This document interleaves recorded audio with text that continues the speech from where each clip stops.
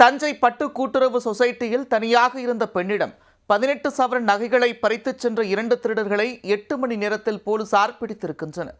குற்றவாளிகள் சிக்கியது எப்படி? தஞ்சாவூர் சிவராயர் தோட்டம் பகுதியில் உள்ள பட்டுநூல்கார தெருவில் தஞ்சாவூர் தொடக்கப்பட்டு கூட்டுறவு சொசைட்டி அமைந்துள்ளது. இங்கு 62 வயதான பிரகதீஸ்வரி என்பவர் தனியாக பணியில் இருந்துள்ளார். அப்போது யாரும் இல்லை என நினைத்து சொசைட்டிக்குள் புகுந்த மர்ம நபர்கள் பிரகதீஸ்வரியை பார்த்ததும் கத்தியை எடுத்துள்ளனர்.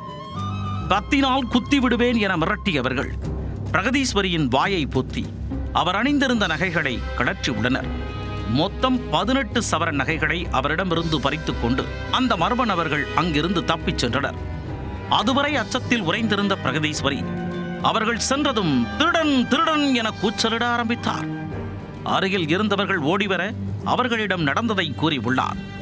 உடனே தஞ்சை நகர கிழக்கு காவல் நிலையத்திற்கு தகவல் கொடுத்தனர். சம்பவ இடத்திற்கு வந்த போலீசார் அப்பகுதியில் பொருத்தப்பட்டிருந்த சிசிடிவி கேமரா காட்சிகளை ஆய்வு செய்ததில் குற்றவாளிகளின் அடையாளத்தை உடனே கண்டுபிடித்தனர். நகை பறிப்பு சம்பவத்தில் ஈடுபட்டுள்ளவர்கள் தஞ்சை நாஞ்சிக்கோட்டை சாலையைச் சேர்ந்த பாலச்சந்தர் மற்றும் செந்தில்குமார் என்பது தெரிய வந்தது.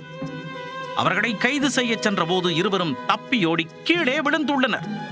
இதில் பாலச்சந்தருக்கு காலும் செந்தில்குமாருக்கு கையும் உடைந்தது. இருவரையும் மீட்ட காவல்துறையினர் சிகிச்சைக்காக தஞ்சாவூர் மருத்துவக் கல்லூரி மருத்துவமனைக்கு அனுப்பி வைத்தனர்.